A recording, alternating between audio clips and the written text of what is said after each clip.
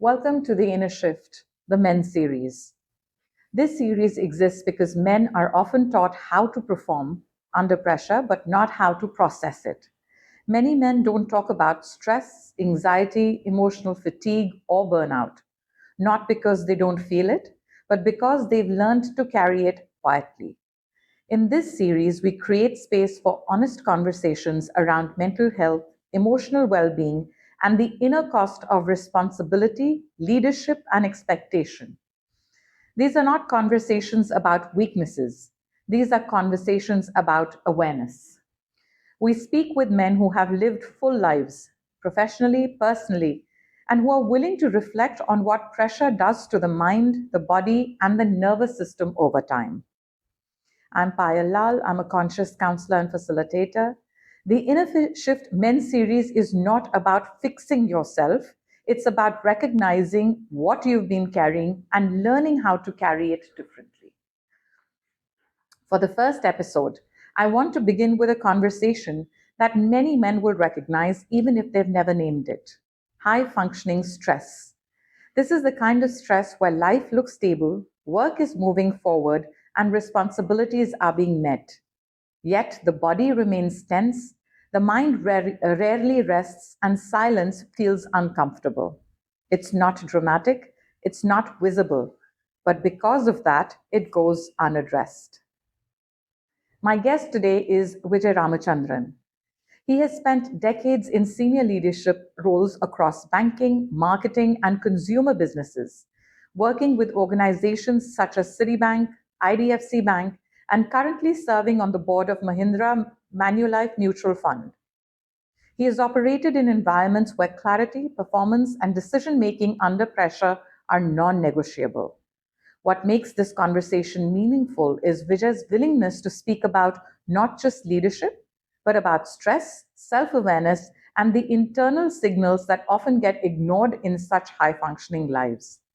This episode is not about success stories, it's about what happens behind them. Sure. Vijay, thank you so much for being here with us today. I'd like to begin this conversation with a very simple question, one that doesn't get asked often enough. When you look back at your life and leadership journey, how did stress actually show up for you before you recognized it as stress? It's a bit hard to say, but there are various points uh, okay, forget the career, even as a student, Hmm. right? I had a class in which 11 of us joined IIT. Hmm. Okay, did extraordinarily well in this joint entrance exam or whatever. It was a long time ago. But still, in a class of 35, to have 11 people uh, grounded enough and good enough in the sciences to write an exam and join the IITs, even in those days, was considered extraordinarily high achieving, Hmm. Mhm. right? So, stress used to come from what's my rank in these 11, right? Where did I finish? Who finished ahead of me? Hmm. Who did I finish ahead of? Uh, so, are those questions, I mean, looking back, they seem so irrelevant, right? Because all of us, and not just the 11 who got into the IIT, all 35 of us Hmm. did very well, had fantastic careers either in sciences or in arts. Uh, Four of us became doctors. Hmm. Two of us became surgeons. We lived all over the world. So, so the irrelevance of getting hassled Hmm. Hmm. by things like ranks and academic performance and things like that, when you look back, it all seems so futile, right? Then, of course, you finish, then you start working, then you're in competition with a whole bunch of other people for jobs, for success, for bonuses, and okay, you have to understand, we're not talking here about people who find it difficult to put food on the table. Right. If you can take care of the what is that called, Maslow's hierarchy of Oh, Maslow's of hierarchy, need hierarchy theory. yeah, Yeah, all yeah. the basics Basics. food, clothing, shelter, if that's taken care of, and you're then talking about, achievement beyond that, then the fact that there's competition, I understand the huge stress if you can't feed a family, right? Or if you can't clothe them, or you can't house them. That is a different. That's survival, I think. Yeah. No, so where does stress come from, right? Ji. So the original theory is that adrenaline was pumping into your body when you were trying to escape a lion in the African savannah or whatever, right? Contrast that life or death situation with stress at the workplace. Is somebody going to eat you? No. Right? So do you need to be stressed? Probably not. Do you need to be that stressed? Definitely not. Right? So if it's not a life or death situation, if you're able to recognize it for something that can be managed or not determining, the entire future course of your life, then your response to it is a little more laid back, a little more relaxed, a little less tense, and perhaps overall a little more healthy. A lot more healthy. A lot more healthy. A No, lot but more healthy. you know what I'm saying. Absolutely. But this is something I guess you figured over the years. Right. This is looking back. No, absolutely. At the time that you were in that, and forgive my language, maybe for lack of a better word, in that rat race, because we all are at some point, right? Whether it's a competitive exam or starting out. What was it that you felt at that time? Was it just pressure? Was it, I know when I'm getting late or something, even now, despite what I do, I start getting palpitations, and I know, okay, no, hang on. I recognize this as a stress point, and I'm like, no, breathe, it's okay. At the most, you'll start a little late, like we did today. So, what was it that you felt at that time before you actually realized that this was stress? So, when you're in it, it's the most important thing in the world, right? It's as bad as do or die. And, exactly. In many ways, I blame my mother for it. Like I blame my mother for most things. Because she would be in the, okay, how did you do in school today? Did you finish first? And you say, no, I was third. Is that even a rank? Oh, wow. Oh, that's right? So you have mothers like that. Oh, yeah, absolutely. Absolutely. And my grandfather was another such. If you got anything less than 100 in maths, he thought I wasn't his grandson. Oh, wow. No. I know what you're saying, but I get that. I get a lot of people incredibly like affectionate and all of that. But he would just say, "Are you really my grandson?" In a very but it does. As a child, it affects you. Not. It makes you want to do better. Better. I mean, it was his way of motivating me, perhaps. But where does stress come from? In all those things. And how does it carry on? Because the pressure to perform, to do your job, to do better than others, to compete, to win. These are all words that we're all brought up with, and it's not just men. No, it's all kids. Right now in schools, it's everyone.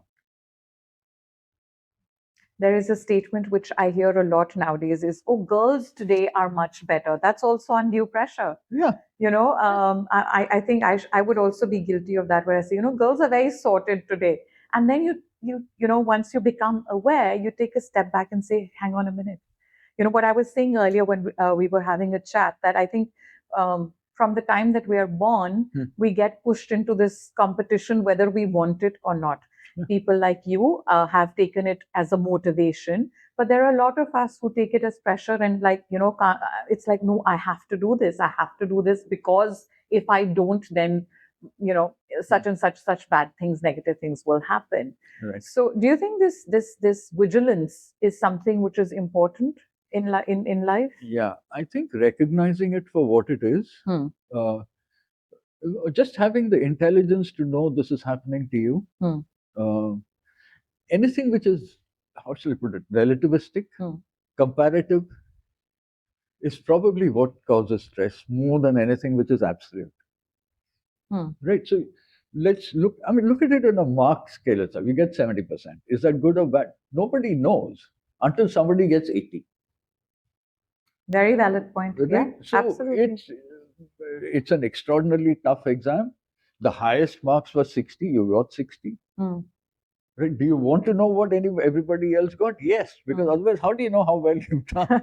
So it's um, yeah. So just so I think large parts of intelligence, not necessarily IQ, EQ, whatever, right, is self awareness. Is do you know what's happening to you? Hmm. Do you know why you're reacting the way you are in any situation? If you have that, then I think you have a greater degree of control. Hmm. And I mean, what's that old saying? Stress is what happens when your entire body says no, but your mouth says Mouth yes. says yes. I'm Right? glad you just Somebody said that. lands up and Yes. says, I need this by tomorrow. And you're saying, no, I don't want to do this. But because he's your boss or, your client or somebody you have to deliver to, you find yourself saying yes. And then that whole, what do you call it? The whole contradiction Hmm. between what you really want to do and what you're being forced to do. And that causes, I think it causes a lot more stress than is necessary. That is necessary. Very true. Very true. Coming back to what you were saying, that something I work with is often the idea that the body Hmm. always speaks long before the mind Yeah. actually even listens. Like, Right. So looking back, were there any physical or emotional signals that you feel you ignored? oh, in genuinely high stress situations, the physical signals are very strong. Like my ears burn. Hmm. So you're in a presentation, you're not quite prepared, Hmm. or you've said something which is not exactly, which is more silly than it should be, right? Your ears burn. My ears burn. And did And you recognize that? yeah, of course, you can feel it. Hmm. Hmm. You start not shaking exactly, but you can feel, The tremors inside. yeah, Yeah, yeah. Well, in our parlance, we say, even the term that butterflies in your stomach, precisely. that's your solar plexus, which is our primary brain telling you that, you're feeling that anxiety, you're feeling that stress. Yeah. So there are actually bodily symptoms. Like I said, I get palpitations, my heart starts racing, my BP drops, I start feeling dizzy. So these are signs I think we all need to be very, very vigilant about. Yeah. Right? So there are methods of coping, right? You step away from the lectern, you take a deep breath, you take a sip of water, right? You look around, you search for your notes, right? So take that pause. Yeah, you take the 15 seconds. Nobody cares, right? But in that moment, when let's say a whole bunch of people are watching you present, it's difficult to do. It is difficult. But I think what I'm taking away from you is that if you are feeling these signals, bodily signals, they are the emotions behind it which are causing those bodily signs. Find a way to take that little pause. That rearranging your papers or taking a sip of water will help calm down and will help with the symptoms. So I see people you. find Yes. different coping mechanisms, right? Some people do this, some people turn away, say, excuse me, and it's okay. Yeah, it's okay. I mean, we all have those moments, and we are human at the end of the day. And as you said, at the end of the day, who's judging you? Someone, most of them would have been in a similar situation, right? So, if I have to, just kind of bring this down to, do you think stress is unprocessed load or ignored signs, so to speak? Um, I'm not sure how to process that. So stress basically, like we're saying, how is stress caused? It's taking unnecessary pressure, Right. which is unprocessed, right? If we process that pressure, Right. then it won't cause us the stress. Yeah. So to simplify it, we say stress is unprocessed pressure or load that we're taking. That's an interesting thought. Yeah. Okay. Yes. Yeah. Is it? Yeah, Is it? I Is would think so. Yes. yeah. I mean, I'm just taking from I our think entire I think the conversation. more you process, the more you apply your mind, your intelligence, your prior knowledge, all the tools at your disposal to the situation at hand, the more you process it, maybe, uh, the more in control you feel, Yes, and therefore absolutely. the less stressed out you are. And processing, even I think even if you identify it, even if you name it, Yeah, like as therapists we say, name the feeling, name the emotion. It yes, takes away the power. exactly, It takes away the power. exactly. A very pertinent question to you, and I'm again going to link it to the example you just gave. Do you think, especially in men, that stress or signs of stress or showing that you are stressed is taken as a weakness or seen as a weakness? Oh, without a doubt. Uh, in the sense that, you evaluate, let's say, members in your team as a leader or whatever. So anybody who shows signs of stress, visible signs of stress, uh, is marked as perhaps not quite ready for his next assignment. And it's a fact. And doesn't that add more stress? Of course it does. But Hmm. it also depends on how mature you are as a leader and how mature the person is. Because what you want to do then is provide the feedback. Hmm. Say, Hmm. look, I think you're getting more stress than you need to. Hmm. I think you're taking this more seriously than it needs to be taken. I think these are ways you can deal with it. If there's a, how should I call it, a positive feedback loop, Hmm. then it's easier to manage. Hmm. Hmm. Mm, I think also a sense of humor. Hmm. I think it helps an enormous deal in de-stressing Hmm. situations, people, Breaking the ice. breaking the ice, just making everything calmer, Hmm. right? And along with a sense of humor, and I don't mean jokes, No, no, I no. don't mean Hmm. gags, I don't mean laugh Pranks. out. Yeah, yeah, No, yeah, no, I yeah. don't mean No, laugh yeah. out loud stuff. Right, right. Uh, I mean more the ability not to take yourself too seriously, a lighter touch, Mm-hmm, mm-hmm, mm-hmm. rather than the how shall I put it? I'm Atlas, and the weight of the world is on my shoulders. But aren't most men made to feel like that? But Especially leaders? yes, but do they need to? That is the question. And are the good ones, are the really good ones, Hmm. the ones who wear that lightly? Hmm. Sure, you have your responsibilities. Sure, you have a lot of pressures. Hmm. But are you able to deal with it in a way that is, uh, maybe you take the task seriously, but you don't take yourself so seriously? Hmm. Hmm. I don't know how to put it. No, but that's beautiful. I mean, it makes a lot of sense. Hmm. We all have responsibilities, varying degrees, but for every person, their responsibility is the greatest. So enjoy the journey. Don't take yourself too Yeah. seriously, and yeah, find those light moments. Find the time to, I guess, put it very lightly, smell the flowers along the way. Yeah. So, I mean, I can tell you a story. So, when I, Please. I had cancer 3 years ago, and I had a surgeon who was a really funny man, right? So, as I was going into the operating theater, on the table, he said, "Look, do you have any famous last words?" Hmm. So I say to him that, "Look, I mean, I don't know what to say to you right now, but if you do something and I don't come out of this, Hmm. you have to explain to my wife, right? And that's not a task I would wish on anyone." Anyone. So he immediately changed in the sense that, "Don't worry, nothing is going to happen to you. I'm going to make sure you're out of this." So, I mean, in a sense, but I did enormously appreciate Yes. the fact that he was taking it lightly. You know what I'm saying? Absolutely, absolutely. It does diffuse, Hmm. even, I mean, it's the best way to diffuse any situation. I have two young adults, and anytime when they're in a argument or whatever, I always tell them I'll try to say something to make them laugh. Yeah, At times, of course, it never works.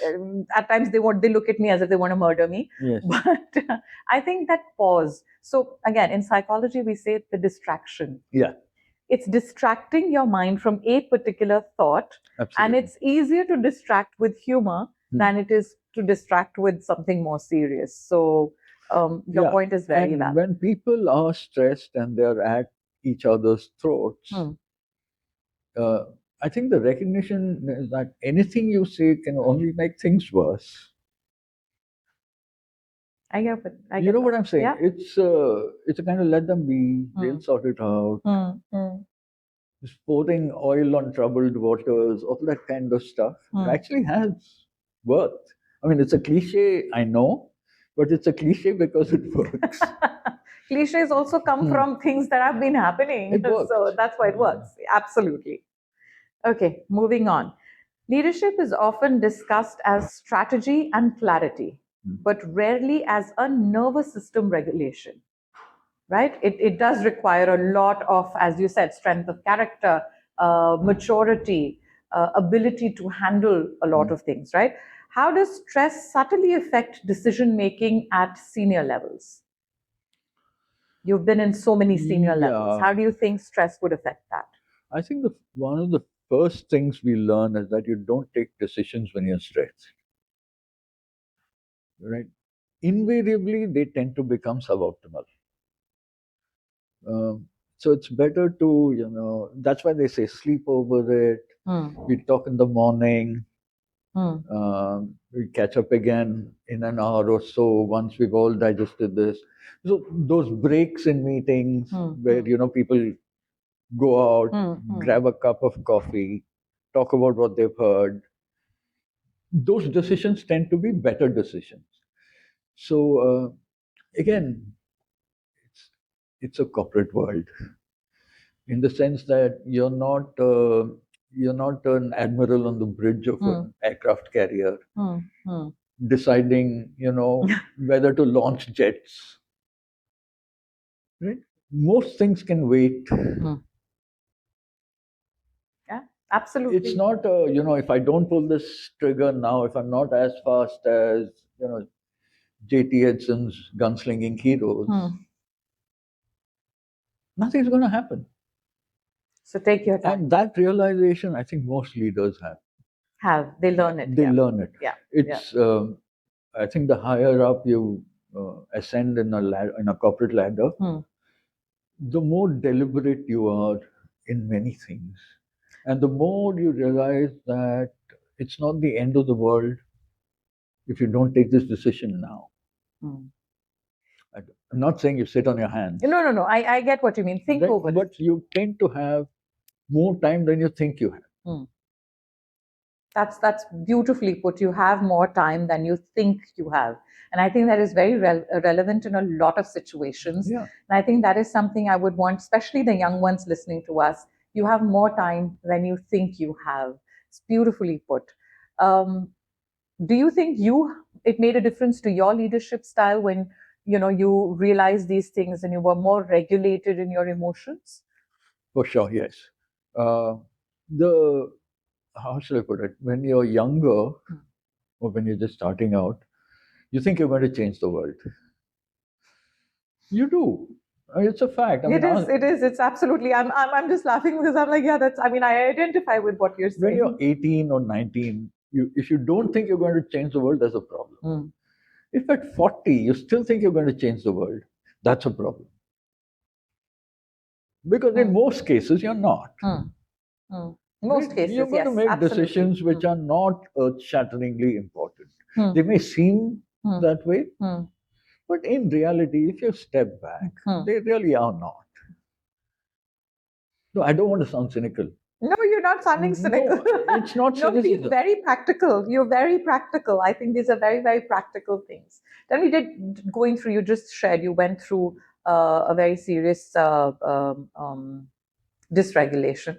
Uh, how do you feel that changed you, the way you think, or do you think it was just? Okay. Again, atypical. I think I took it as just one of those things. It could happen to anybody, as my doctor said. Yes. You never know who the finger is going to touch and when. And you deal with it as in it's in front of you. You deal with it as best as you can and you move on. I don't think it changed me fundamentally. Wonderful. I mean, And I don't think it should It should. also. It I was shouldn't. just coming to that. Most people say, they have a before and an after No. any major thing that they go through in life, but it really shouldn't, because Yeah. it's part of life. Yeah. It's part of life.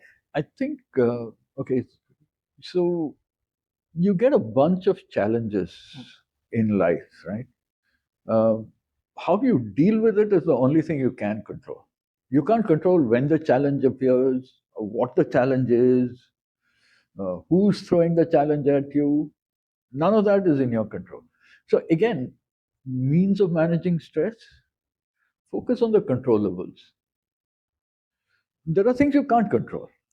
I'm smiling because I relate so much to what you say. Some of the way you're putting it is exactly how I say it. I'm really But enjoying that's the this. corporate thing also, right? So, let's say there's a tariff impact on a business you're running.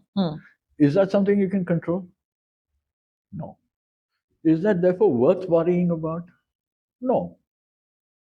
What can you control? You can maybe calibrate production. You can maybe look for other markets. Right. So I think we were taught very early on that there are things outside your control. We used to call it there are things above your pay grade. Right? Yeah. This is not a decision you need to take. This your boss's boss will decide. So therefore it's fruitless for you to worry about it. Why don't you worry about what you can manage? Absolutely. And I think also stress comes from one of the things, at least in a corporate world, it comes from factors which are not in your In your control. control. Absolutely. You committed to delivering a certain number, let's say. There are things which happen. I don't know, Manmohan Singh devalues the rupee, RBI bonds, something happens. Trump sends a letter Trump to sends a Norway. letter to somebody else, and you don't achieve your numbers, right? But it is now up to you to go and explain to whoever your leader is that nahi hua for these reasons, and they may be valid, but it will affect your evaluation for the year, It will.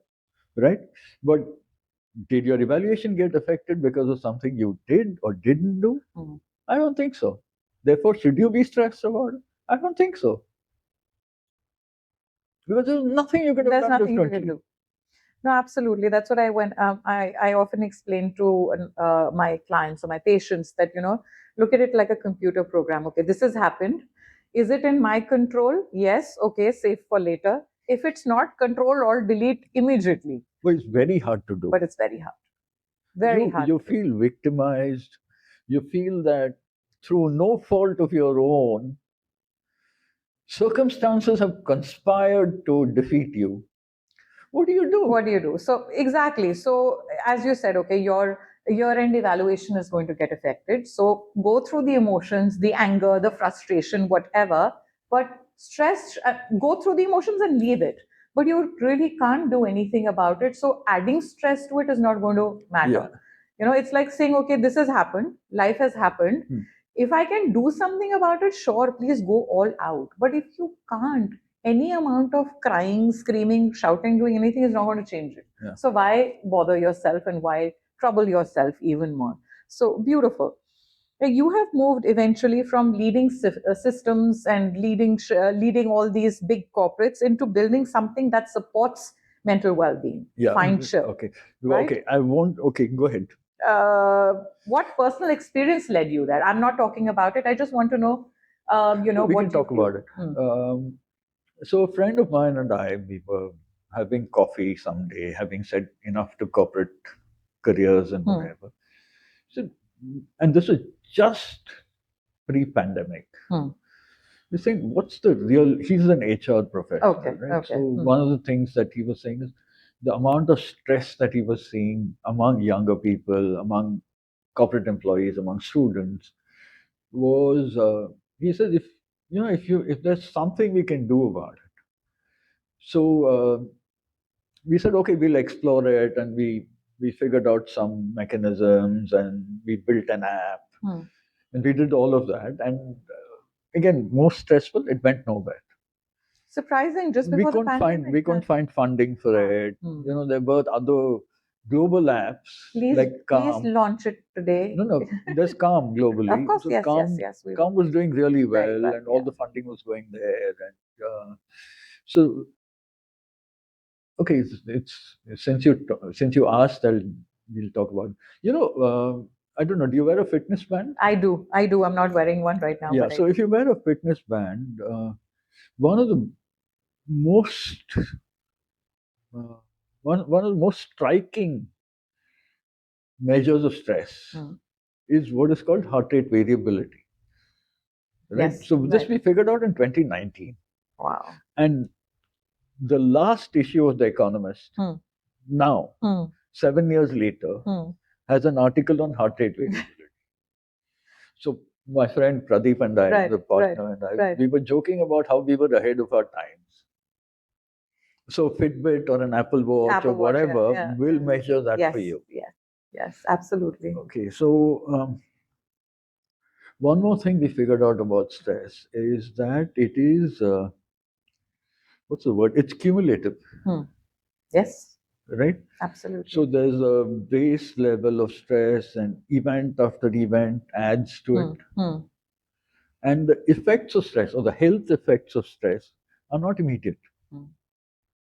right? They're longer term, Absolutely. right? So base level of stress over 5 years, over 10 years causes enormous changes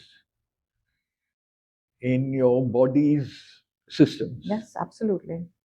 It's which not are not only apparent. physiological. Yes. It's not that, Yeah.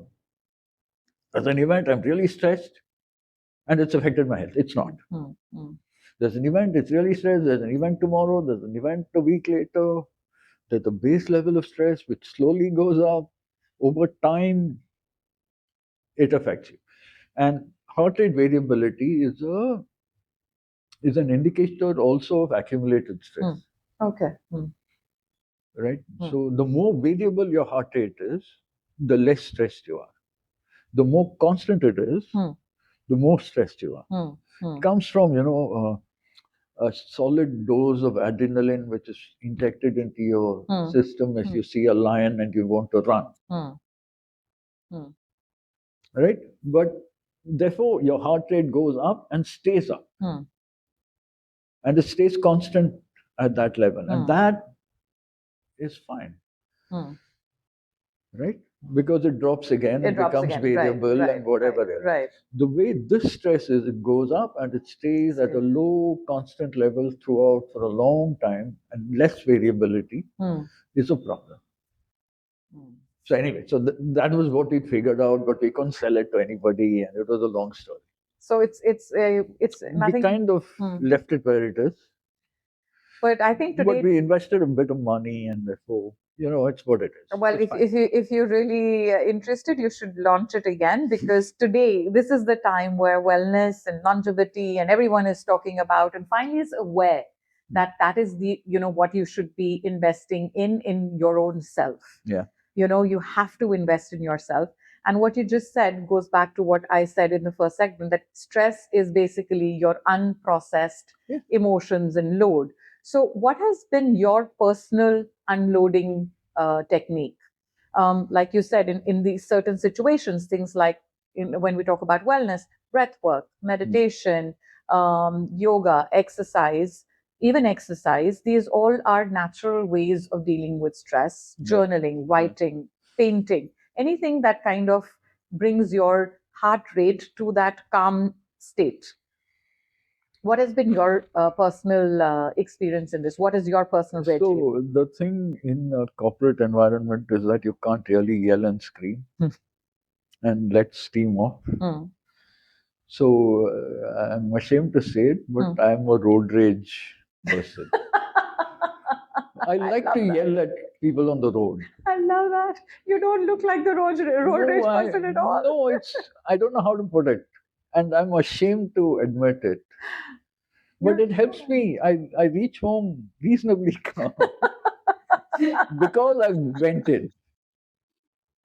So, guys, please, the main takeaway from here is he's vented. He found his way of releasing. They have rage rooms today. Have you Yeah, missed? no.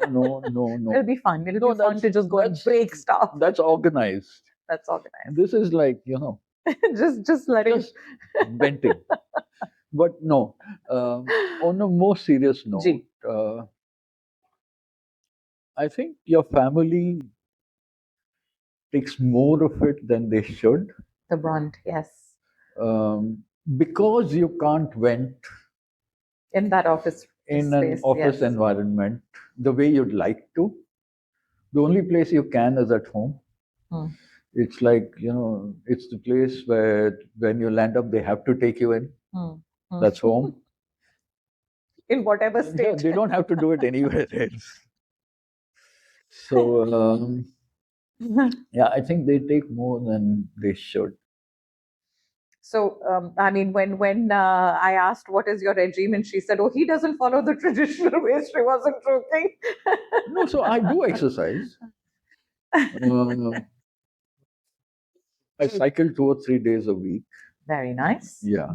I go to the gym 1 or 2 days a week, or 2 or 3 days a week. So 5 or 6 days, I'm doing some exercise. Some exercise. Huh. But the cycling is as much exercise as it's social. Mm-hmm. So Mm-hmm. meet a bunch of people. Uh, we have our own in jokes and whatever. And that's Mm-hmm. also a way to To de-stress. to de-stress. Mm-hmm. The gym has a bunch of people who. So it's interesting. I mean, there's a bunch of people in the gym Hmm. who land up and talk about what a tough life they have with their mothers-in-law and whatever. And I'm telling them, look, it's 11 o'clock in the morning, right? You have enough food on the table. You have enough, time to yourself. You have a gym membership. Hmm. You're landing up. You're privileged. Yeah, you might want to think about the things you're complaining about. But isn't that their way of road rage of It is. venting? It is. Frankly, it is. And that's the way they explain it. Saying, we come here, we have our friends, we just vent, Yeah, and and we you're done go with back it. and we're done with it. That's It's fine. yeah. I think people find different coping mechanisms. Yes. Yes. It's not necessarily one is better than the other, or whatever. It's Absolutely. whatever works for you. And that's what they do. No, no, But absolutely. again, I come back to, if it's not a question of survival, Hmm. if it's not a question of food on the table, roof overhead, clothes on your back, it's probably not worth spending that much time on. Time, effort, And if you energy. can get into that mental frame of what's really important and what seems important but seems urgent, and you can make a distinction between what is urgent and what is important, Hmm. you'll be less stressed in general. My theory. No, I think that's beautiful. That's and very well put as well. So especially for the youth out there, because you're the ones who seem to be always in a hurry. I think they're really pearls of wisdom that you've just said. What is important, what seems important, and making that distinction is extremely important, extremely important. Um, we're also doing a lot of corporate wellness programs today where the HRs are realizing that Yeah. stress and burnout is a very important issue, especially as you said in the male employees, because they don't have any traditional ways of venting. So do you think that's something that is going to be here to stay, and that is something that leaders especially should look at? Oh, without a doubt. There are two of the three organizations that I've spent considerable time working in Hmm. had this. Hmm. They Hmm. had a counselor Hmm. Hmm. on call, Hmm. available, I think 3 days a week Hmm. in the office, Oh, in wonderful. a separate consulting room. So Hmm. you could Hmm. land up. It was all private. Nobody got to know.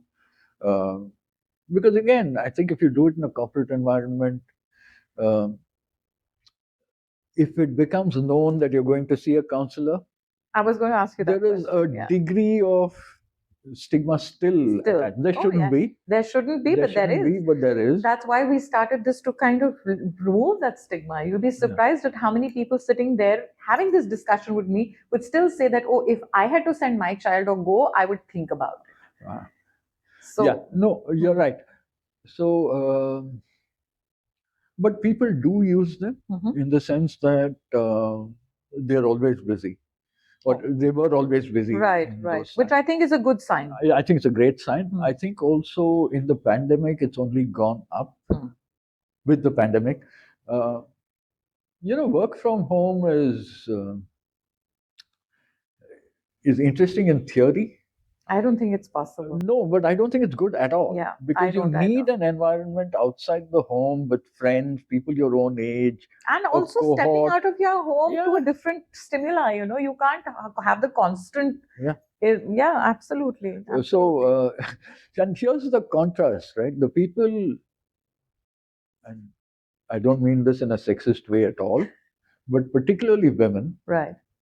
who, let's say, have two kids Hmm. and a home to manage, but also are leaders in a workplace. They like the concept of working from home, right? Because Some of their them. kids are running around, they're managing whatever they're doing. Their downtime is in an environment which they're happy with. Not everyone. I Not mean, every, you would want to step out. I mean, I have two kids, I work, and I want that distinction. I want that distinction between my work. Forget work. Even if I have to go to a salon, I don't want those come home salon. No, I want that Yeah. separateness of different things. So for some people, it works, I guess. No, it's more convenient, particularly if your kids are young. Yeah. Oh, Once they're old definitely. enough Yeah, and they're able to manage for themselves or going to school or whatever, yeah, then that's a it's different fine. story, Yeah. right? But if they are, let's say, 3 and Yeah, 1, then you'd want to be around. then Yeah. it's easier. Then it's a boon. Then it's easier to manage working from home. I absolutely, So, absolutely and the agree with that. contrast is they're managing people who are single, right? Who want to be in the office but are told, you have to work from home, and therefore are more and more isolated. And I think isolation creates its own stress. Absolutely. Right? The more friends you have, the more Social networks interactions. you have, the less stressed you tend to be, because you have places to discuss and talk about what's bothering you. I think, it's only conversations uh, that help you address what's really going on. Absolutely. In all aspects, yes. I'm very fond of my own company, but there's only so much I can talk to myself about. No, true, absolutely true. I mean, I love my space, I love my alone time, but I also need my interactions. Yeah. So I think balance. More and more, I mean, it's balance. That's the only thing that works in each and every situation. I agree. Right?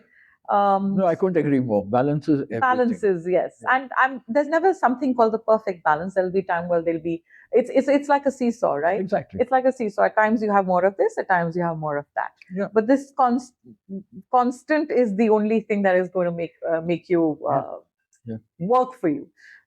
Absolutely.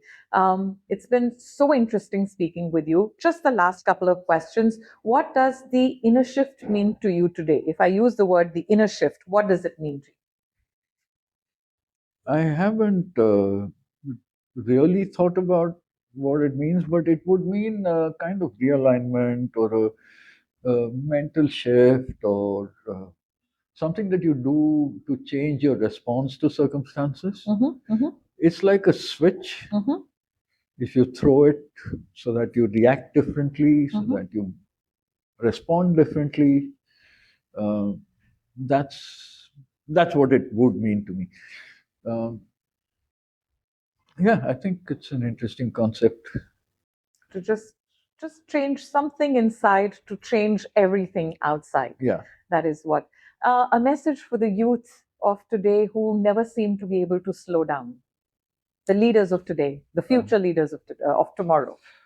Here, okay, I'm not good at giving advice or messages or whatever, but the only thing I can tell you is that a career of 30 or 35 years is a very, very, very long time. Right? There is no need to be in a rush to get it done today. Right? Slow down. The process, the journey, whatever you want to call it, is a great deal of fun. And the reassurance I can give you is that you will make it. You may make it in areas and directions that you did not think about, but make it you will. Right? So, Beautiful. for whatever it's worth, you will get to wherever you want to get. Beautiful. Just don't kill yourself while doing Yeah, it. There's a a line that goes, you constantly see, which says, "Don't kill yourself for a job that will replace you the very next day." It's true. It's absolutely true. So slow down, pause, breathe, prioritize, see, distinguish between what is really important and what seems important, and let go of what you cannot control.